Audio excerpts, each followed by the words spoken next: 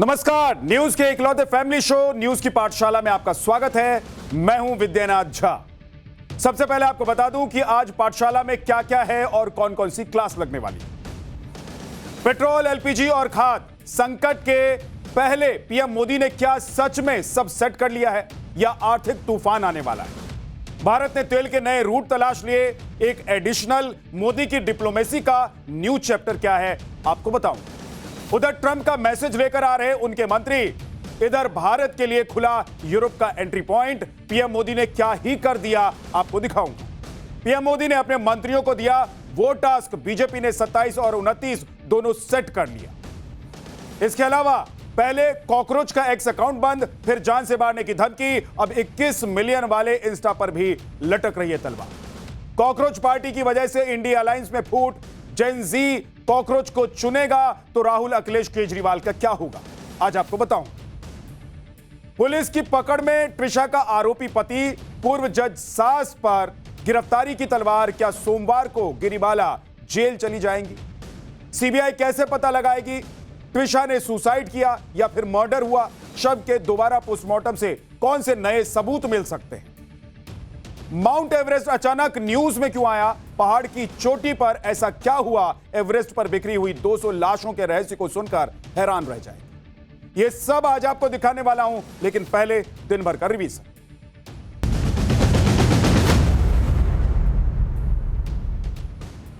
चुनाव आयोग ने जून जुलाई में खाली होने वाली राज्यसभा की 24 सीटों के लिए चुनाव की घोषणा कर दी है। इसके अलावा महाराष्ट्र और तमिलनाडु में राज्यसभा की 2 सीटों पर उपचुनाव की तारीख का भी ऐलान कर दिया गया है।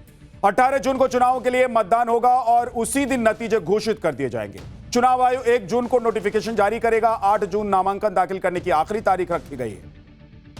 आईआरसीटीसी घोटाले से जुड़े मनी लॉन्ड्रिंग मामले में दिल्ली की राउस एवेन्यू कोर्ट में सुनवाई टल गई है। अब 9 जून को कोर्ट अपना फैसला सुनाएगी। इस मामले में पूर्व रेल मंत्री लालू प्रसाद यादव, राबड़ी देवी और तेजस्वी यादव समेत कई आरोपियों पर प्रवर्तन निदेशालय ने कार्रवाई की है।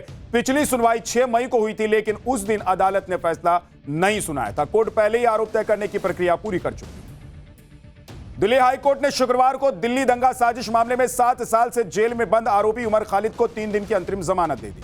जमानत 1 जून सुबह 7 बजे से 3 जून शाम 5 बजे तक प्रभावित रहेगी। खालिद को इसके लिए 1 लाख रुपए की निजी मुचलका भरना होगा। हाईकोर्ट ने कहा कि उमर को पहले भी पारिवारिक कार्यक्रमों के लिए अंतरिम जमानत मिल चुकी है।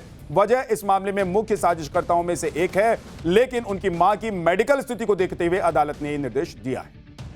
प्रधानमंत्री नरेंद्र मोदी को झाल मुड़ी खिलाने वाले विक्रम को जान से मारने की धमकी मिली है। आरोप है कि उन्हें किसी अनजान नंबर से धमकी भरे मैसेज भेजे गए हैं। उन्हें फोन और वीडियो कॉल करके भी बम से उड़ाने की धमकी दी गई है। विक्रम ने इस संबंध में झाड़ग्राम थाने में लिखित शिकायत दर्ज कराई है। इस मामले में झाड़ग्राम के पुलिस अधीक्षक मानव सिंगला ने कहा है कि शिकायत दर्ज कर ली गई है और मामले की जांच चल रही है।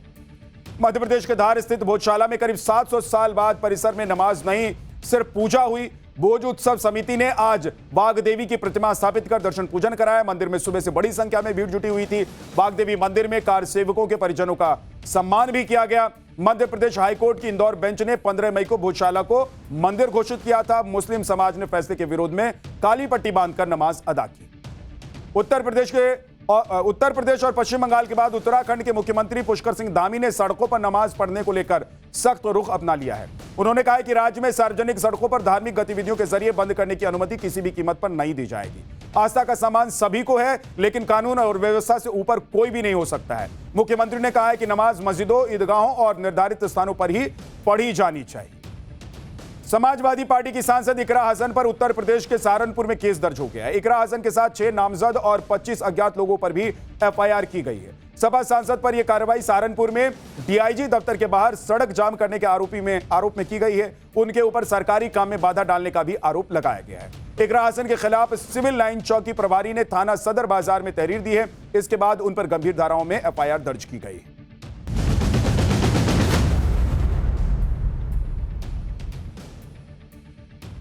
दिन भर के रिवीजन के बाद पाठशाला में पहला चैप्टर, पेट्रोल, एलपीजी और खाद संकट से पहले पीएम मोदी ने क्या सच में सब सेट कर लिया है या आर्थिक तूफान आने वाला है?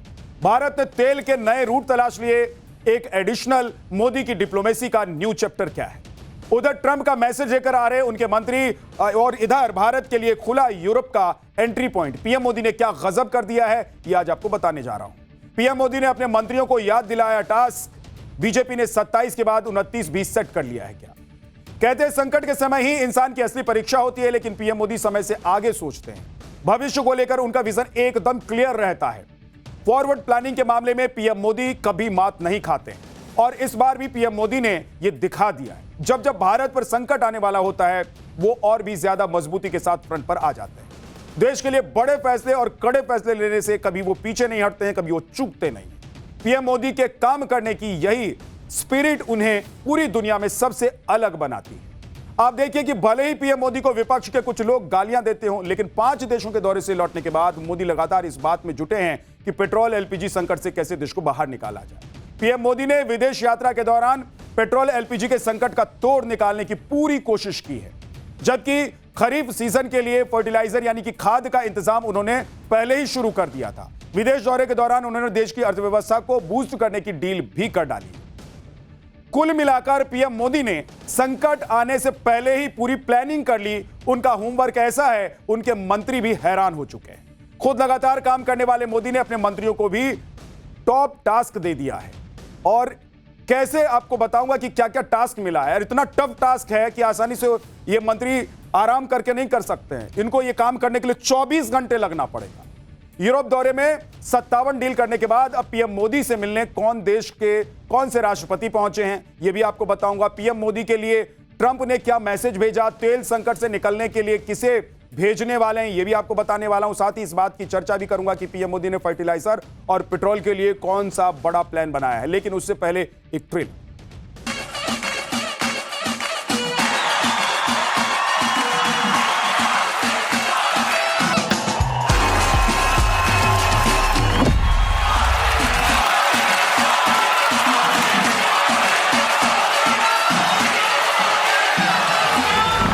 जो लोग कहते हैं कि पीएम मोदी के दिमाग में सिर्फ चुनाव रहता है, बीजेपी सिर्फ चुनाव को सीरियस तरीके से लड़ती है, उन्हें दुनिया भर से आई पीएम मोदी की कुछ तस्वीरें जरूर देख लीजिए। ये तस्वीरें आप देखिए।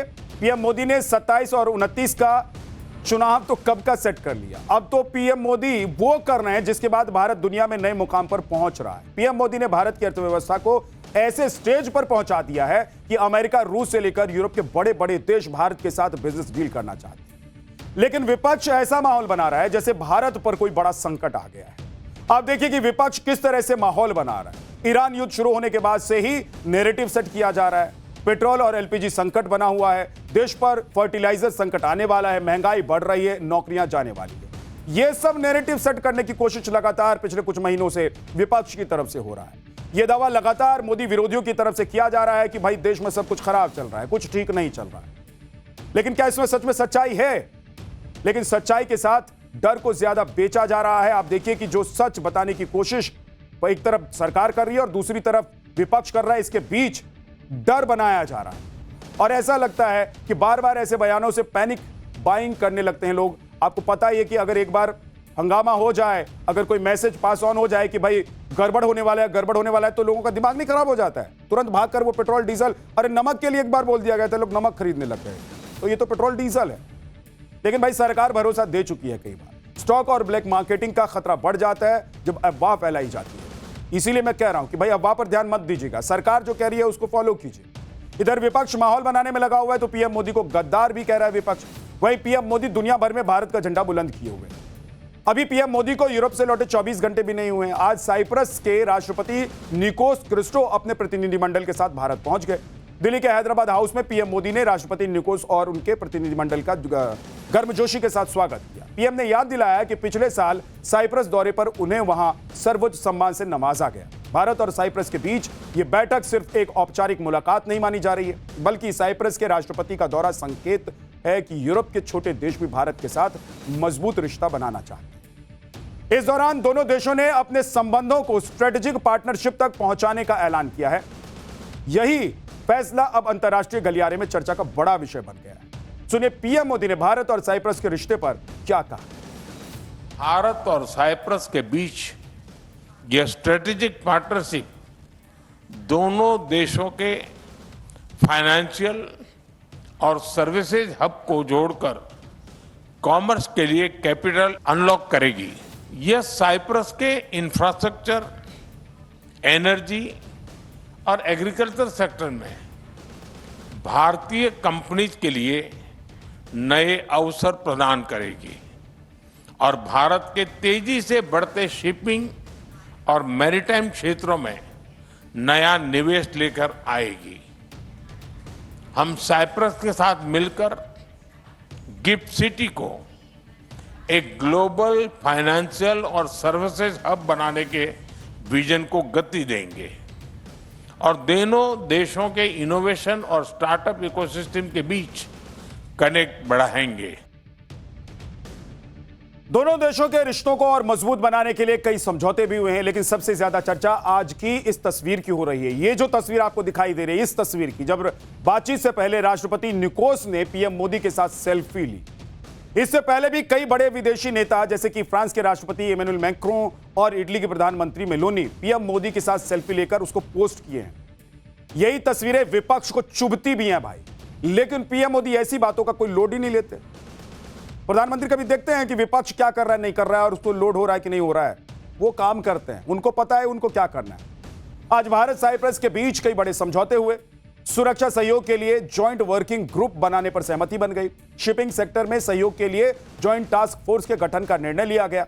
दोनों देशों ने अगले 5 साल में निवेश को दोगुना करने का लक्ष्य भी रखा। शिक्षा, टेक्नोलॉजी, इनोवेशन, रिसर्च को बढ़ावा देने के लिए भी महत्वपूर्ण समझौते किए गए।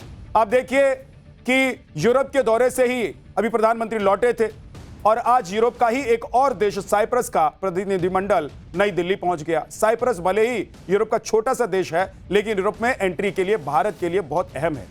इसे ऐसे भी आप समझिए कि भारत के लिए साइप्रस यूरोपियन यूनियन का एंट्री पॉइंट साबित हो सकता है। 2024 में साइप्रस के साथ लगभग $140 मिलियन का व्यापार रहा, जबकि 2025 में लगभग $150 मिलियन अमेरिकी डॉलर तक यह व्यापार पहुंचा। दिलचस्प बात तो यह है कि व्यापार का असली महत्व केवल सामानों में नहीं है, बल्कि एफडीआई और यूरोप तक पहुंचने में। साइप्रस लंबे समय तक भारत में निवेश का बड़ा रास्ता रहा है। 2000 से 2025 तक साइप्रस ने भारत में लगभग $15.7 अरब का एफडीआई किया है। वहीं साइप्रस के जरिए भारत को यूरोपियन यूनियन का 45 करोड़ उपभोक्ताओं वाला बाजार भी मिल सकता है। भारत के साथ व्यापार को बढ़ावा देने के लिए साइप्रस जल्द ही मुंबई में ट्रेड सेंटर भी खोलने वाला है। सुनिए पीएम मोदी ने साइप्रस के साथ बढ़ते व्यापार पर आज क्या कहा। साइप्रस भारत के टॉप 10 इन्वेस्टर्स में से एक है। पिछले 1 दशक में साइप्रस से भारत में निवेश लगभग डबल हुआ है। दोनों देशों के बीच ट्रस्ट बढ़ा है। Bharat European union free trade agreement से तमाम नई संभावनाएं बनी हैं। इसका लाभ उठाते हुए हम अगले 5 वर्षों में इस इन्वेस्टमेंट को फिर से डबल करने का लक्ष्य रख रहे हैं और इस संकल्प को साकार करने के लिए आज हम अपने विश्वसनीय संबंधों को एक स्ट्रेटेजिक पार्टनरशिप के रूप में एलिवेट कर रहे हैं। इधर पीएम मोदी यूरोप सहित पूरी दुनिया के साथ ट्रेड डील को आगे बढ़ा रहे हैं। उधर ट्रंप की टेंशन बढ़ती जा रही है। ट्रंप एक तरफ ईरान युद्ध को लेकर फंसे हुए हैं, उनके लिए ईरान अंधा जो कुआं जैसा बनता जा रहा है, और सिर्फ अमेरिका के लिए ही नहीं बल्कि पूरी दुनिया के लिए ईरान मैटर अब परेशानी का सबब बन गया है। और इस बीच अमेरिका के विदेश मंत्री मार्को रूबियो 4 दिन के लिए भारत दौरे पर पहुंच रहे हैं। कहा जा रहा है कि मार्को रूबियो दिल्ली पहुंचकर पीएम मोदी को ट्रंप का मैसेज देंगे। वहीं भारत पहुंचने से पहले ही ट्रंप की तरफ से इशारा किया जा रहा है कि भारत में तेल का संकट नहीं आने देंगे। अब देखिए कि अमेरिका ने पहले ही रूस से तेल खरीदने पर दी गई छूट को 1 महीने के लिए बढ़ा दिया था। अमेरिका ने छूट दूसरी बार बढ़ा दी है, तो 17 जून तक ये छूट अब लागू रहने वाली है। हालांकि भारत ने कह दिया था कि पाबंदियों से छूट मिले या नहीं, वो रूस से तेल खरीदना बंद नहीं करेगा। अब अमेरिका ने एक और डील कर दी है कि भारत हमसे जितना ईंधन खरीदना चाहता है अमेरिका बेचने के लिए तैयार है। भारत रवाना होने से पहले मार्को रूबियो ने भारत को अमेरिका का बेहतरीन साझेदार बताया। सुनिए अमेरिका के विदेश मंत्री ने क्या कहा। We want to sell them as much energy as they'll buy, and obviously you've seen, I think we're at historic levels of U.S. production and U.S. export. We want to be able to do more. We were already in talks with them to do more. We want them to be a bigger part of their portfolio. We also think there's opportunities with Venezuelan oil. In fact, it's my understanding that the interim president of Venezuela will be traveling to India next week. as well. So there's opportunities. There's a lot to work on with India. They're a great ally, a great partner. We do a lot of good work with them, and so it is an important trip. I'm glad we're able to do it. Marco Rubio 23 मई से 26 मई तक भारत के दौरे पर रहेंगे। अपने इस 4 दिवसीय दौरे के दौरान वो नई दिल्ली, कोलकाता, आगरा और जयपुर का दौरा भी करेंगे। दौरे के आखिरी दिन 26 मई को क्वाड देशों की बैठक में हिस्सा लेंगे और इस बैठक की अध्यक्षता भारत के विदेश मंत्री एस जयशंकर करने वाले हैं, जिसमें ऑस्ट्रेलिया और जापान के विदेश मंत्री भी शामिल होंगे। इस दौरे के दौरान मार्को रूबियो के साथ वेनेजुएला की अंतरिम राष्ट्रपति डेल्सी रोड्रिगेज भी अगले हफ्ते भारत के दौरे पर आ रही है। भारत और वेनेजुएला के बीच तेल बेचने की बड़ी डील हो सकती है। आप देखिए कि करीब 303 अरब बैरल तेल भंडार के साथ वेनेजुएला दुनिया का सबसे बड़ा तेल भंडार वाला देश है। वहीं वेनेजुएला भारत का तीसरा सबसे बड़ा कच्चा तेल सप्लायर बनकर उभरा भी है। भारत को वेनेजुएला से होने वाली तेल सप्लाई अप्रैल के मुकाबले करीब 50% बढ़ गई। मई में अब तक भारत ने वेनेजुएला से करीब 4.17 लाख बैरल प्रतिदिन कच्चा तेल खरीद लिया है। अप्रैल में यह आंकड़ा 2.83 लाख बैरल प्रतिदिन था, जबकि उससे पहले लगातार 9 महीने तक भारत ने वेनेजुएला से कोई तेल नहीं खरीदा। वेनेजुएला की राष्ट्रपति का भारत दौरा बेहद अहम माना जा रहा है। आप देखिए कि तेल का वेनेजुएला रूट भारत के लिए इसलिए फायदेमंद है क्योंकि वेनेजुएला का तेल रूस और सऊदी अरब के रास्ते से आता है, लेकिन परेशानी यह भी है कि वेनेजुएला का क्रूड ऑयल एक्स्ट्रा हैवी और सोर्स होता है, साथ ही कम गुणवत्ता वाला होता है, इसलिए कई देशों में प्रतिबंधित है। यह सभी रिफाइनरी में रिफाइन भी नहीं हो सकता है, लेकिन भारत में कम गुणवत्ता वाले तेल को रिफाइन करने की सुविधा है, जिसका फायदा मिल सकता है। हॉर्मुज में रुकावट की वजह से पूरी दुनिया में तेल संकट बढ़ता जा रहा है। ब्लूमबर्ग की रिपोर्ट के मुताबिक अगर यह संकट जल्द खत्म नहीं हुआ तो ब्रेंट क्रूड यानी कि कच्चे तेल की प्रति बैरल कीमत $200 के आसपास पहुंच सकती है। भारत भी संकट का सामना कर रहा है। हालांकि इस बीच पीएम मोदी ने संकट से समाधान निकालने के लिए मोर्चा संभाल लिया है। 5 देशों की यात्रा से लौटते ही पीएम मोदी ने आज केंद्रीय मंत्रियों के साथ मैराथन बैठक ली। करीब 4 घंटे की यह बैठक चलने वाली करीब 4 घंटे तक चलने वाली इस मीटिंग में प्रधानमंत्री नरेंद्र मोदी ने गैस और पेट्रोल डीजल की सप्लाई से जुड़ी बातों पर एक अपडेट लिया। इसके अलावा मंत्रियों को क्लियर मैसेज दिया कि पेंडिंग काम तुरंत खत्म किया जाए और एलपीजी के ऑप्शंस पर काम तेजी से बढ़ाए। वैकल्पिक ऊर्जा के लिए पीएम मोदी ने खासतौर पर बायोगैस को एलपीजी के ऑप्शन के तौर पर बढ़ावा देने की बात कही। एक तरफ प्रधानमंत्री नरेंद्र मोदी देश को गैस और तेल संकट से निकालने के लिए प्रयास कर रहे हैं और दूसरी तरफ देश का विपक्ष संकट के इस दौरान अपना सियासी अवसर बनाने की कोशिश में लगा हुआ है। ऊर्जा की क्राइसिस है, महंगाई है, डीजल पर, पेट्रोल पर, दूध में, ब्रेड में, सब में। इससे लोगों को ध्यान बटाने के लिए किया गया है कि देखिए प्राइम मिनिस्टर बड़े सिंसियर। अगर सिंसियर होते प्राइम मिनिस्टर को तो जिस तरह से पहले पीएम काम करते अब ज्यादातर चुनाव प्रचार में रहते हैं, उसके बाद जब समय बचता है तो चले जाते हैं विदेश की यात्रा में। पीएम का एक गरिमा है, पीएम पूरे देश का होता है। ऑफिस में बैठना चाहिए था जब वार ब्रेकआउट हुआ, काउंसिल ऑफ मिनिस्टर्स के साथ बैठना चाहिए था, नीति आयोग, अदर एक्सपर्ट्स के साथ, और पीएम एडवाइजरी काउंसिल भी है उसके साथ। न्यूज की पाठशाला में अब अगला चैप्टर। पहले कॉकरोच का एक्स अकाउंट बंद, फिर जान से मारने की धमकी, अब 20 मिलियन वाले इंस्टा पर भी तलवार लटक रही। कॉकरोच पार्टी की वजह से इंडी अलायंस में फूट पड़ गई है। जेंजी कॉकरोच को चुनेगा तो राहुल अखिलेश केजरीवाल का फिर क्या होगा? कॉकरोच जनता पार्टी हंसी मजाक से जिसको शुरू किया गया प्लेटफॉर्म अब एक कैंपेन क्या बनता जा रहा है।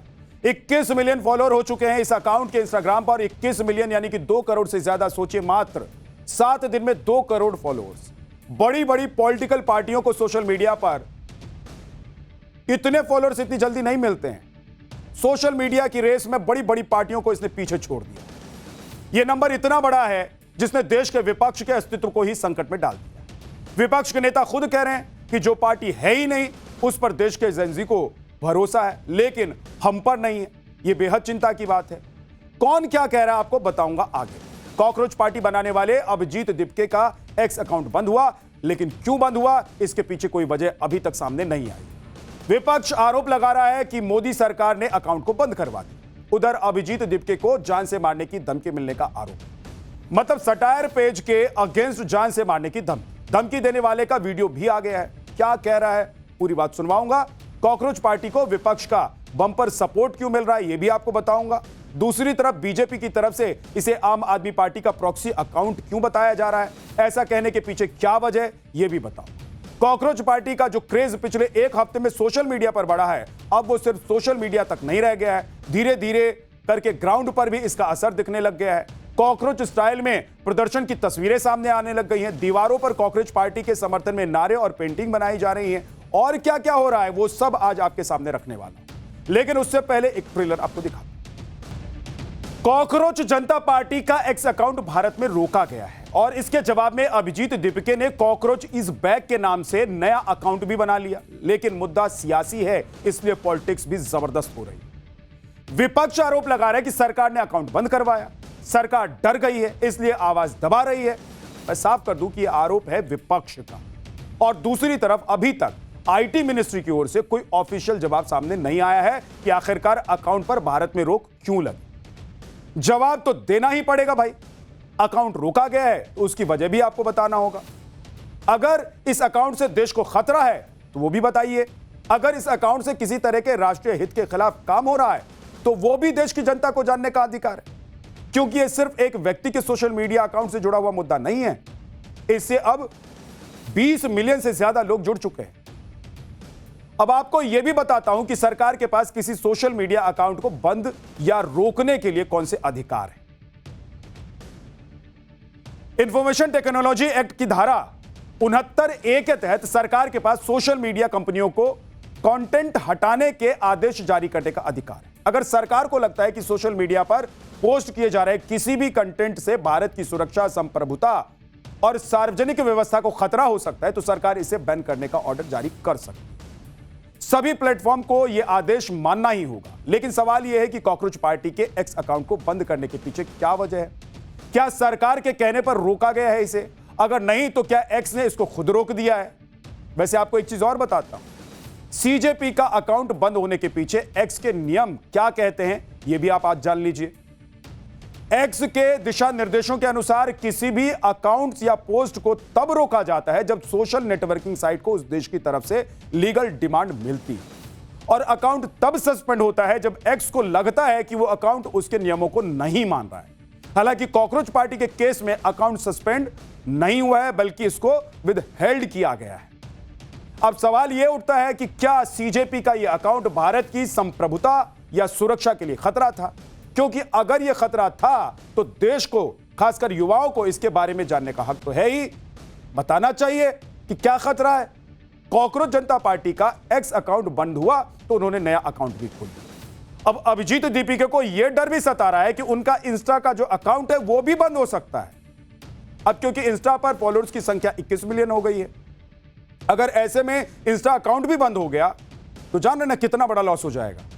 इसीलिए अभिजीत दीपके ने इंस्टाग्राम पर भी अब नया अकाउंट बना लिया। कॉकरोच पार्टी प्लेटफॉर्म बनाने वाले अभिजीत दीपके यह भी दावा कर रहे हैं कि उन्हें जान से मारने की धमकी मिल रही है। उन्होंने बकायदा इन धमकी के लिए मैसेज भी किया है, यानी कि पोस्ट भी किया है। एक्स पर स्क्रीनशॉट के साथ पोस्ट किया है उन्होंने, और उन्होंने यह मैसेज लिखा है कि वारिस नाम के एक शख्स ने उन्हें एक मैसेज भेजा है।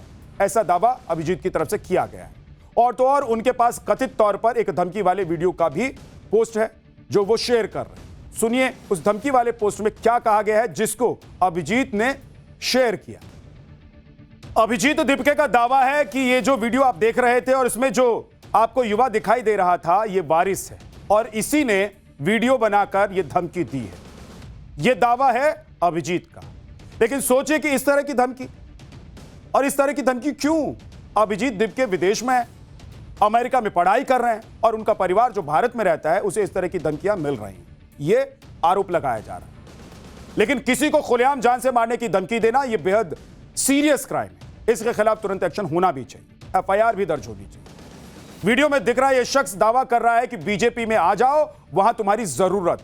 हालांकि बीजेपी से इसका कोई रिश्ता है भी या नहीं कहा नहीं जा सकता, कोई दावा अभी तक पेश नहीं किया है किसी ने। लेकिन किसी पार्टी का नाम अगर कोई लेकर किसी को मारने तक की धमकी दे रहा है, उसके परिवार को लेकर धमकी दे रहा है, तो उस पार्टी को भी संज्ञान लेना चाहिए। कई बार ऐसा होता है कि सस्ती लोकप्रियता के लिए ऐसी बातें प्लांट की जाती है, खासकर सोशल मीडिया के जमाने में ये सब कोई बड़ी बात नहीं है, सामान्य सी बात है। लेकिन सवाल यह भी है कि अगर कुछ ऐसा भी है तो वो भी जांच का विषय है, उसकी भी जांच होनी चाहिए। और दूसरी बात, धमकी क्यों भाई? अगर आप किसी की सोच या विचारधारा से सहमत नहीं हो तो विरोध करने के दूसरे भी तरीके हैं कि नहीं है? भाई जाइए उसके खिलाफ लिखिए, बोलिए, जैसे वो सोशल मीडिया पर बोल रहा है, लिख रहा है, आप भी लिख सकते हैं। भाई आप भी बना लो अपना एक अकाउंट, आप भी बना लो अपनी वर्चुअल पार्टी। कोई रोक रहा है क्या आपको? किसी ने जान से मारने की धमकी आप किसी को देंगे? गजब है। अभिजीत दिपके ने जो प्लेटफॉर्म खड़ा किया है उसकी मांगे क्या है वो भी अब एक बार जान लीजिए।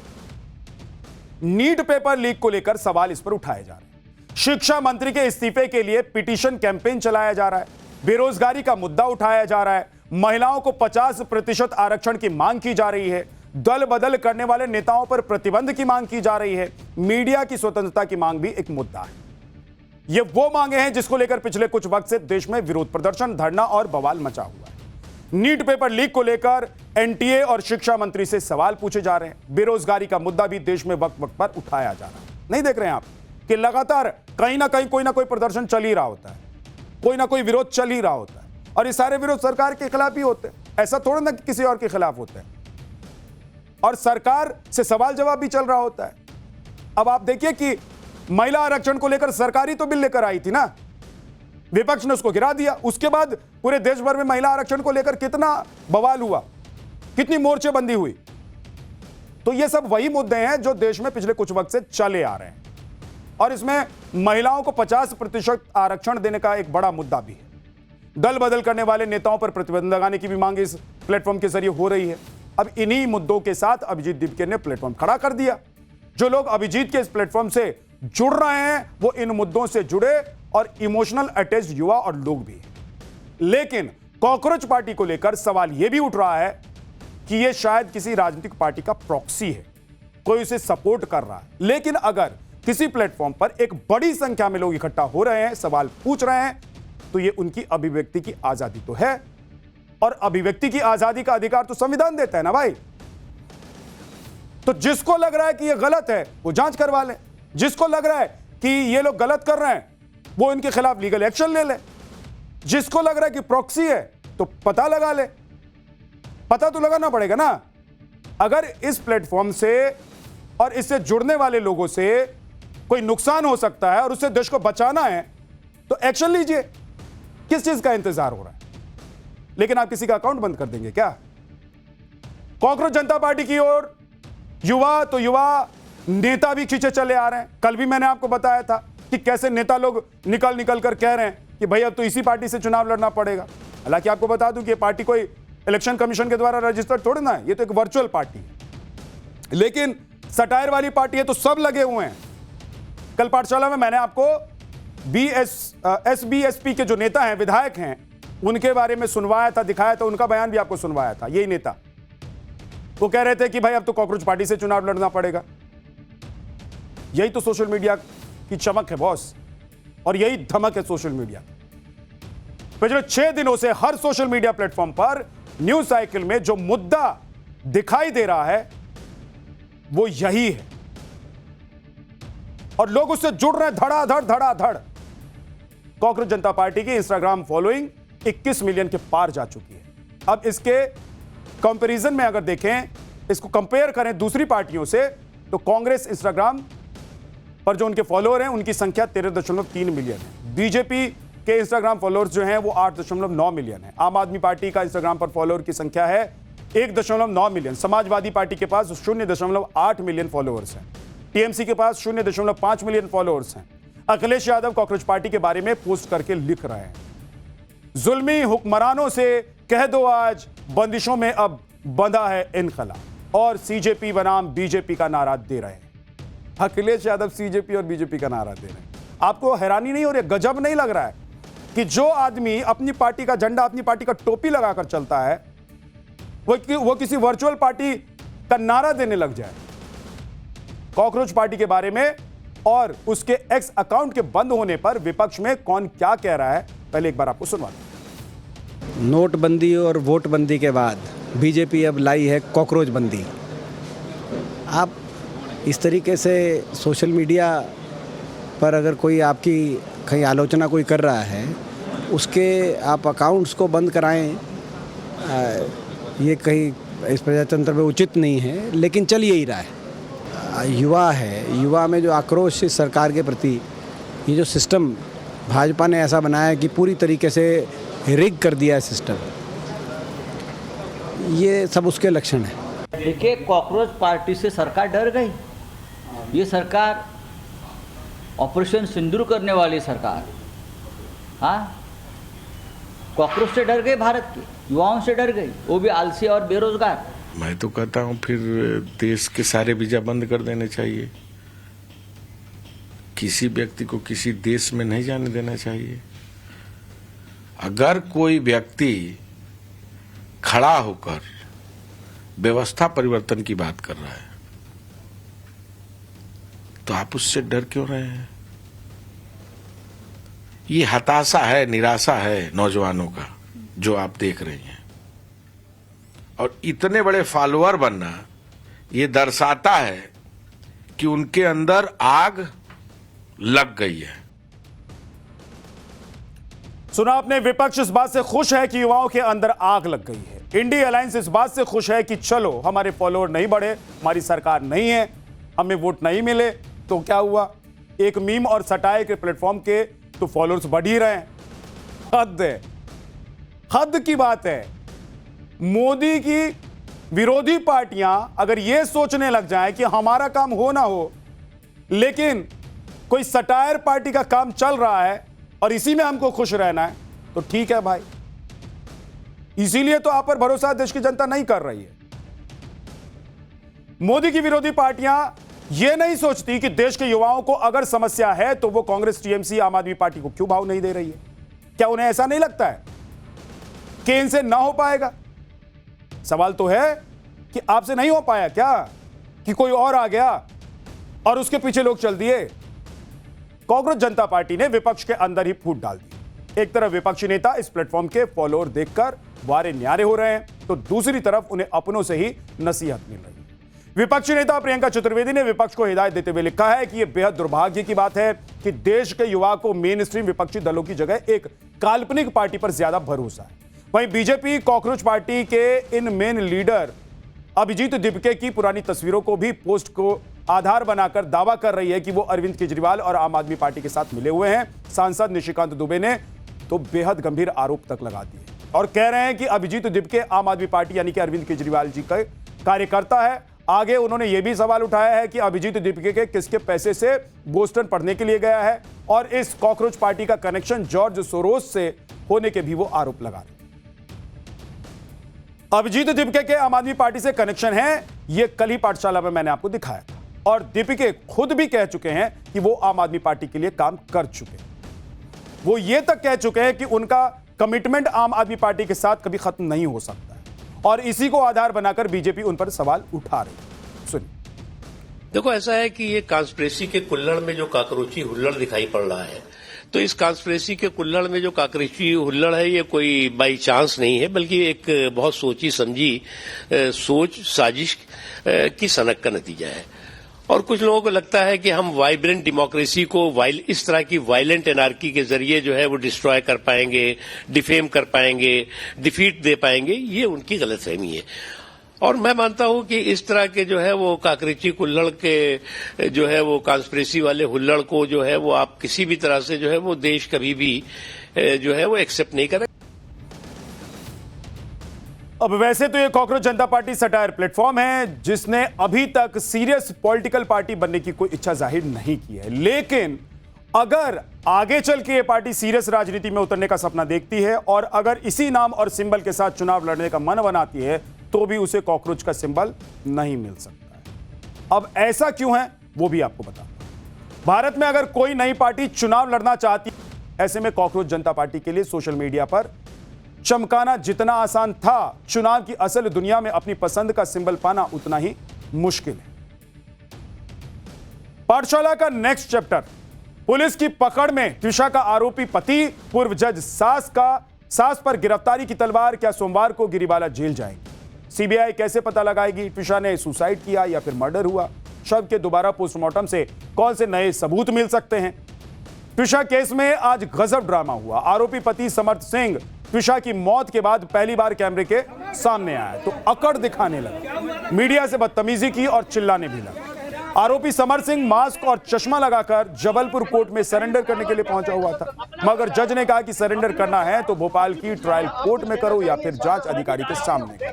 हालांकि समर सिंह को पुलिस ने हिरासत में ले लिया। आगे क्या होगा ये इस चैप्टर में डिटेल में आपको बताऊंगा। इससे पहले हाईकोर्ट ने त्विषा शर्मा की आरोपी सास की अकड़ ढीली कर दी है।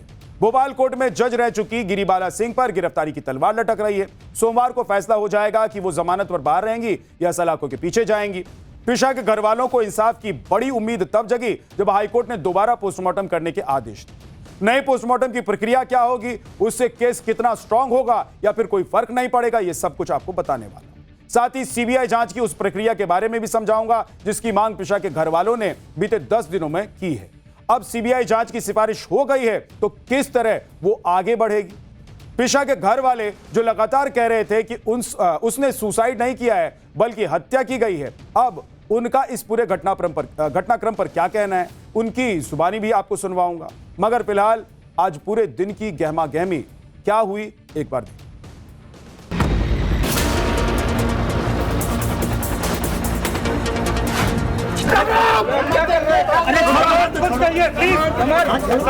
जिस प्रकार से अभी मीडिया को हाथापाई करी गई उस समय हमारे ऊपर ऐसा कोशिश करी थी।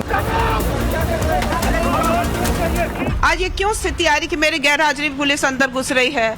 मेरे they're saying कि नोटिस, जब व्हाट्सएप था तो व्हाट्सएप तो पहले भी 3 नोटिस दिए आपको, आपने एक भी नहीं दिया है भाई। द फर्स्ट व्हाट्सएप नोटिस कल आया है after I left for Jabalpur. I have my legal rights ना।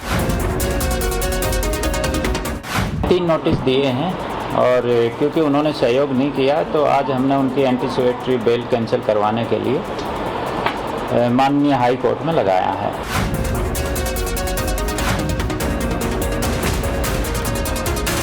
स्वागत है सीबीआई जांच का, हम स्वागत करते हैं सीबीआई जांच होनी चाहिए, जरूर होनी चाहिए, जरूर होनी चाहिए और इस बात की जांच होनी चाहिए, जरूर होनी चाहिए। हम स्टार्टिंग से हम लड़ी इसलिए रहे थे ताकि एक फेयर इन्वेस्टिगेशन होवे और जो इंसाफ जरूरी है वो मिले।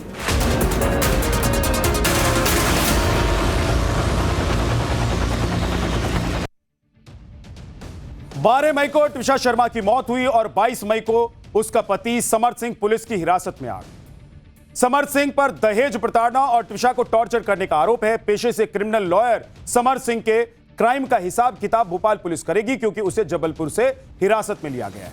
हालांकि इससे पहले समर्थ सिंह ने अपनी हेकड़ी दिखाने की कोई कसर नहीं छोड़ी। एकदम फिल्मी स्टाइल में पूरा ड्रामा किया, सोच रहा था कि जैसा चाहेगा वही होगा और इसीलिए पहले तो जबलपुर कोर्ट में पहुंच गया वो सरेंडर करने के लिए, मगर जज ने वहां सरेंडर करने से और करवाने से इनकार कर दिया। जहां केस चल रहा है बोले वहां जाके सरेंडर करो, यहां सरेंडर नहीं कर पाओगे। अब टशन देखिए कि पत्रकारों से भिड़ गया भाई समर्थ सिंह। चेहरे पर मास्क और चश्मा लगाकर पहुंचा था, ये कोई पहचान नहीं पाया इसलिए पहुंचा था भाई।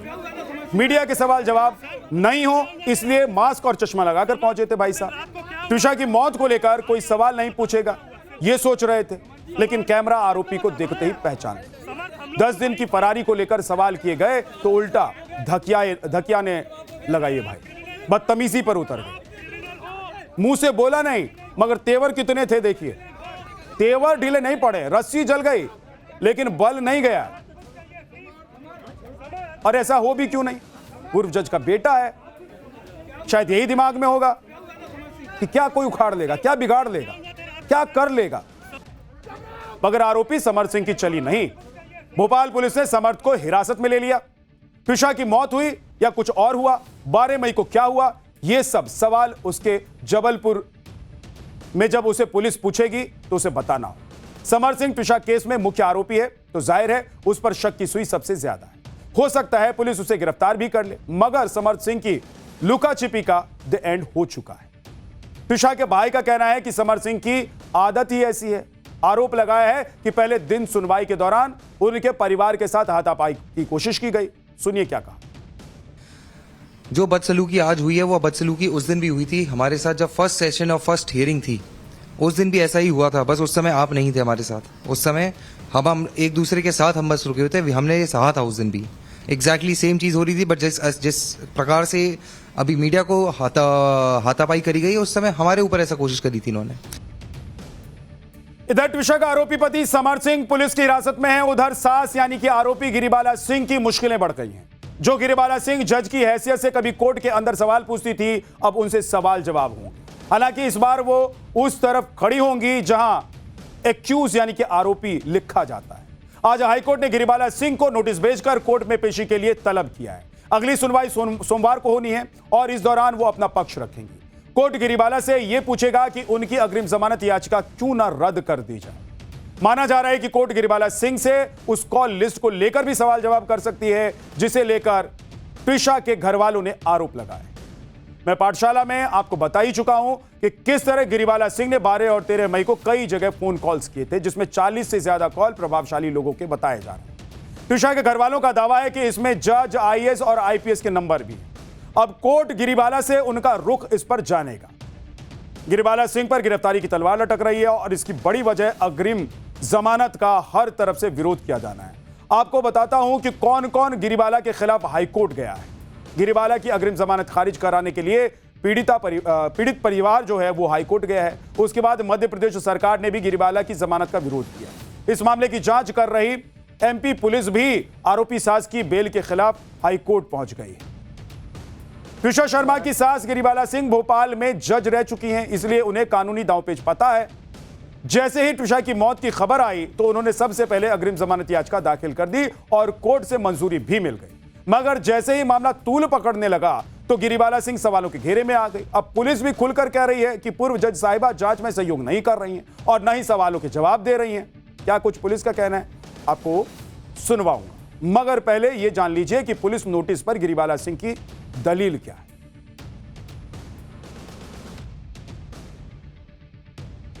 भोपाल पुलिस का दावा है कि गिरिबाला को 3 नोटिस दिए। इस पर ट्विशा की सास कह रही हैं कि सिर्फ एक नोटिस 20 मई को मिला। पुलिस के मुताबिक उसने 13, 14 और 20 मई को नोटिस भेजे थे, मगर गिरिबाला का मानना है कि घर पर कोई नोटिस आया ही नहीं। पुलिस का कहना है कि गिरिबाला घर से बाहर नहीं आई। जब उन्हें नोटिस देने के लिए पुलिस वहां पर पहुंची तो इस पर आरोपी सास कह रही है कि पुलिस सिर्फ नौकर से मिली, मुझसे नहीं मिली। पुलिस का यह भी मानना है कि गिरिबाला जमानत शर्तों पर पालन नहीं कर रही हैं, इसलिए उसे रद्द कर देना चाहिए। हालांकि गिरिबाला के पास इसका भी जवाब है। उनका कहना है कि पुलिस ने मुझसे कोई सवाल नहीं किए।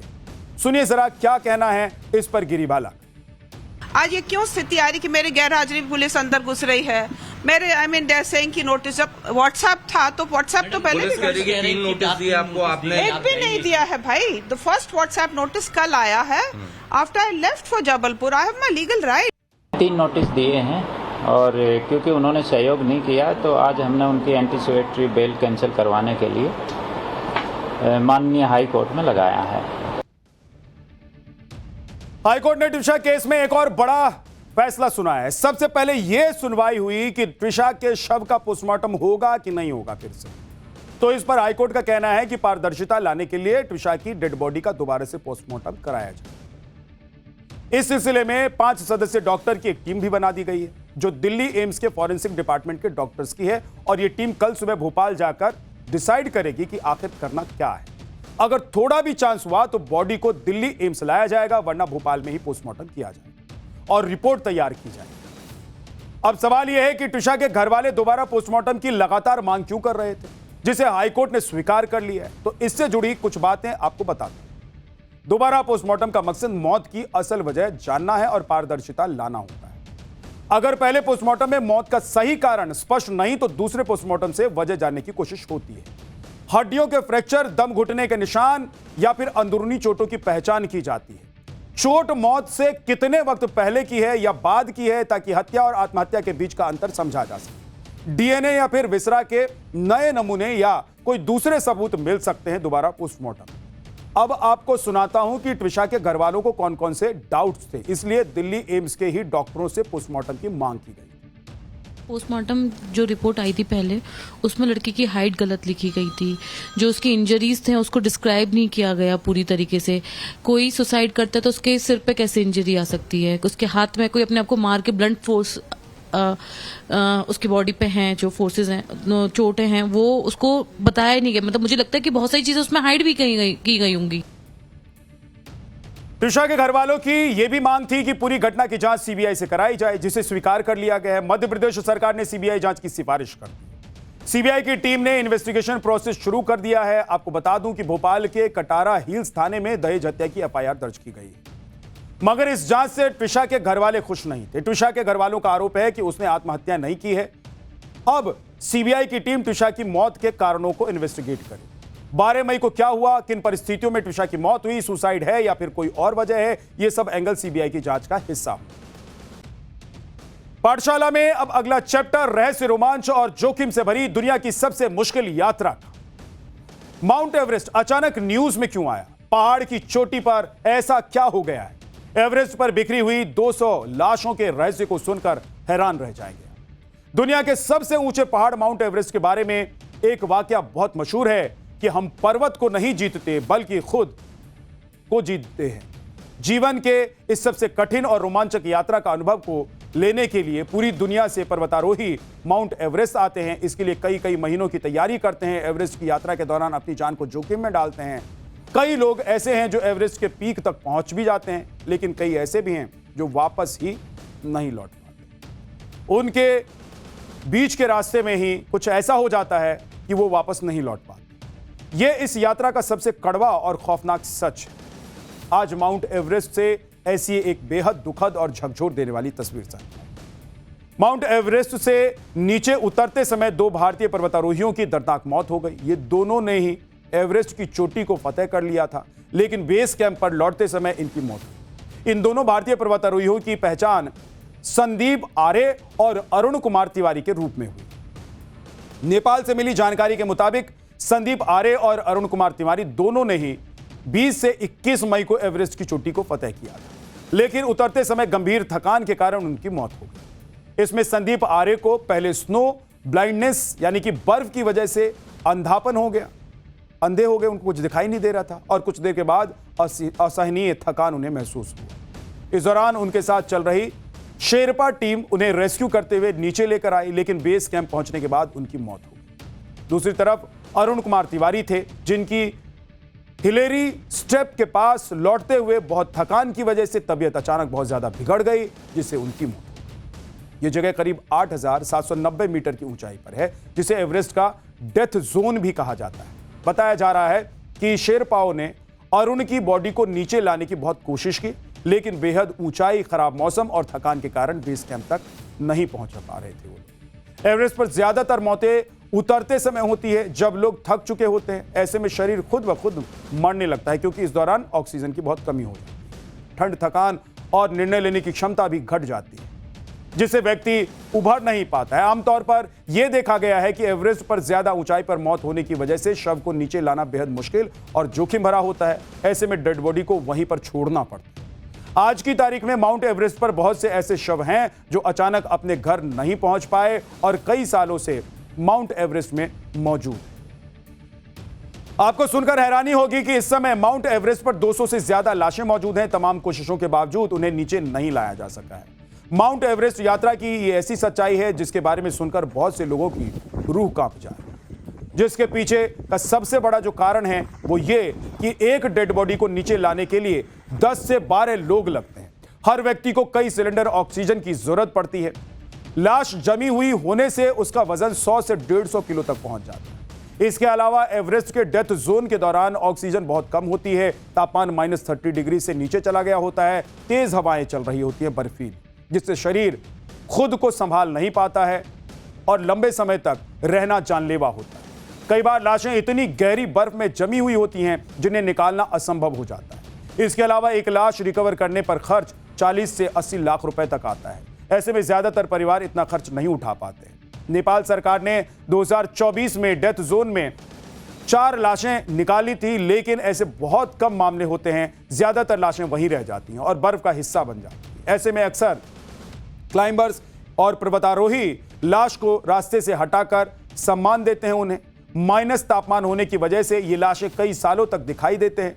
कई बार बर्फीले तूफान या फिर एवलांच की वजह से बर्फ के नीचे ये दब जाती है। आप में से बहुत से लोगों के मन में ये सवाल आज आ रहा होगा कि जब माउंट एवरेस्ट पर चढ़ना इतना जोखिम भरा काम है, जहां पर्वतारोही की मौत हो सकती है, बहुत से लोग आधी यात्रा से वापस लौट आते हैं, ये सब कुछ जानने के बाद आखिर लोग एवरेस्ट पर जाते हैं।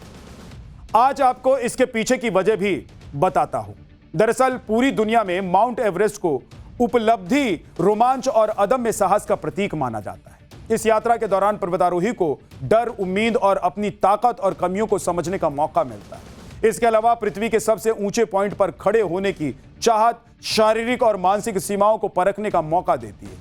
कई पर्वतारोहियों के लिए एवरेस्ट फतह करना अपनी क्षमताओं को साबित करने की अंतिम परीक्षा है। इससे व्यक्तिगत चुनौती और आत्मसंतुष्टि की फीलिंग भी आती है। बहुत से लोग इस राष्ट्र भावना से भी इसको जोड़कर देखते हैं। दुनिया की सबसे ऊंची चोटी पर अपने देश का झंडा फहराना एक ऐतिहासिक और विशिष्ट सम्मान है, जो आम लोग बहुत कम हासिल कर पाते हैं। उनके नसीब में होता ही नहीं है ऐसा। इसके अलावा कुछ पर्वतारोहियों के लिए यह जोखिम भरा सफर एक आध्यात्मिक यात्रा की तरह भी होता है। इन्हें इससे आंतरिक शांति, प्रकृति से गहरा जुड़ाव और जीवन का असली अर्थ समझ में आता है। बहुत से लोग ऐसे भी हैं जो माउंट एवरेस्ट के अद्भुत नज़ारे और उस माहौल का अनुभव लेने के लिए अपनी जान को जोखिम में डाल देते हैं।